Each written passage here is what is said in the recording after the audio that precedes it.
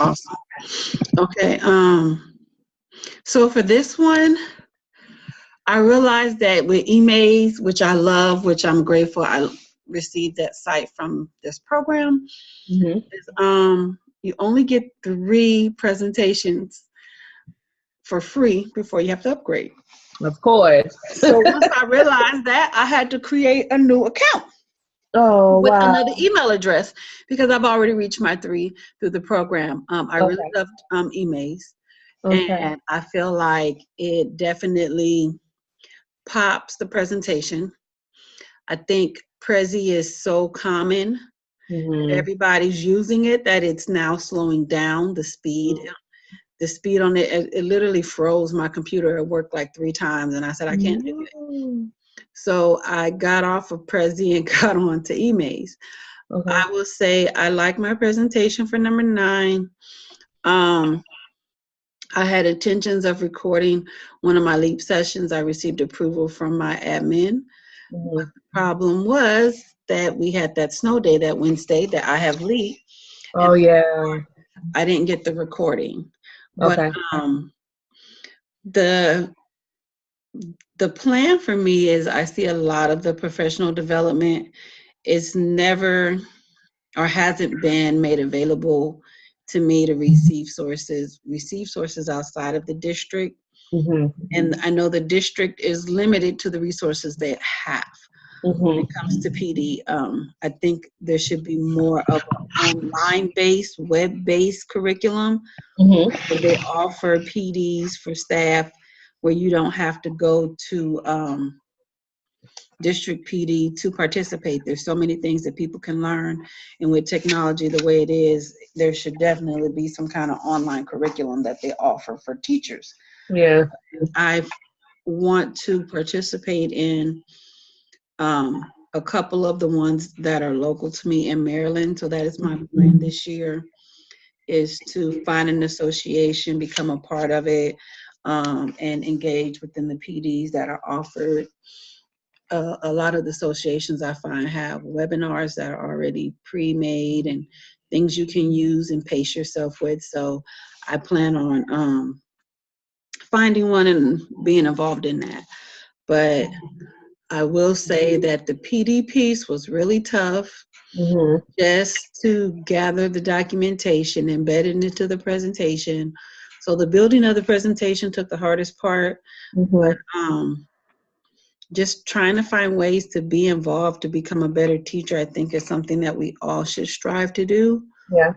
versus just go home and be done for the day.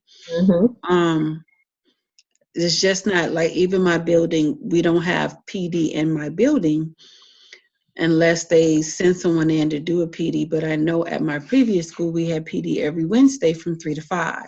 So it just depends. I know that DC is working on an equity type of thing across the Mm-hmm. board, Yeah. district wide, and it's definitely needed, not just for students, but for staff, because there are just some things that one school will have that another doesn't.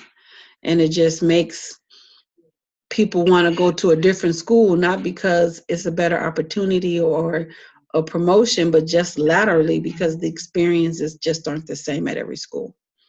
They're not. And it's so funny because, in my school we have a PD every Thursday morning, right? Hmm. And it is always led by our peers. It is Hmm. not something that is done by administration. It is not something that is done by, someone from the outside, maybe like central office, but it Hmm. is literally peers sharing best practice. Hmm. We just had one prior to spring break in intercession about how to give data talks in your classroom, and it was given by a science teacher who found something online that she tweaked and Hmm. got observed doing it, and it was like, oh my gosh, you have to give this to the building. So um, Right. I agree with you that professional developments in-house are school-based situations. Hmm. I definitely agree that district-wide should have some type of online option. because sometimes it's a little difficult to, there's a lot of times where I just want to stay in my room and grade my papers, right? Because that's the really only day that I really have like to myself to do that. And not saying that the district PDs are not valuable, but it's just one of those things where it's like, it's 2018, we should have a little bit more options. Right. But going through your presentation, I was excited. I think you got 4s all across the board.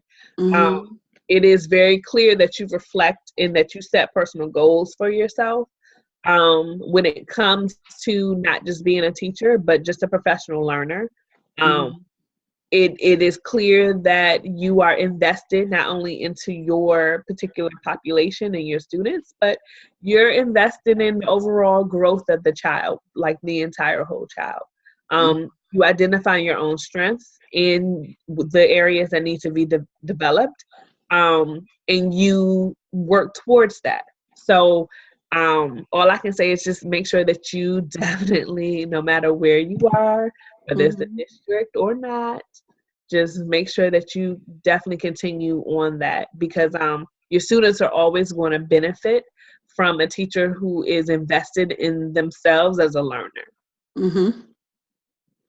I actually had a student to ask me the other day, he's like, how much longer but do you have to be in school? I said, oh, I don't know. I said, probably the rest of my life, because every time I finish something, I think of something else to do. He was like, okay, I understand that. And so it's just, when you're a learner and you're passionate about learning, it just comes across in different aspects, not just for your students, but for yourself. Absolutely. So they knew I had presentations to do. I'm like, look, because we had intercession last week. I'm like, look, you guys are about to be tasked to do this. I'll get back to you. I need to start building my presentations. And they respected it. Like, they were like, so what are you doing? So they were really invested. They wanted to see what I did. So, but when I finished, I showed them, this is what I've done, and these are things. And, you know, I really do appreciate the fact that my students aren't just wanting to come to, are reluctant to come to class because it's math, but they're invested in wanting to know about me as well. So, and then knowing that I'm in the program and I'm going to school, they like to see what it is I do. And they're like, well, what kind of grades you get, Miss McGee? I'm like, what kind of questions you ask me? You know, I don't do nothing but top notch. So, but yeah, they're definitely vested in learning about me. So you can tell when your students care about you as well. So sharing that piece of me and, you know, learning them and having them for 2 years was the group I was working with, my 8th graders. I've had them for 2 years. So it's like, now it's just different. I just really appreciate the environment that I'm in at the moment with my students. It's a good spot right now. It's so interesting because a lot of people struggle with this particular standard. And I think it's because like they don't, it's one of those standards that you need to think of like week 1, right? And start gathering these pictures or, you know, taping meetings and things of that nature. Because we're not thinking about it week 1, you know, we're trying to get through week 1. Right. But when you do kind of sit down and kind of reflect on, okay, what does this whole professional learning, professional development piece really look like? And you start to realize, like, wow, I do a lot. Yeah. You know what I mean? I do a lot. Or or no wonder, no wonder putting the presentation was more difficult than actually getting the information. You know what I mean? So all I can say is just seriously, just make sure you keep up the good work, because your students not only benefit from you being a professional learner, but you know that you also benefit from being a professional learner. Exactly. Well, thank you. You're welcome. You're welcome. And that's all I have for that one.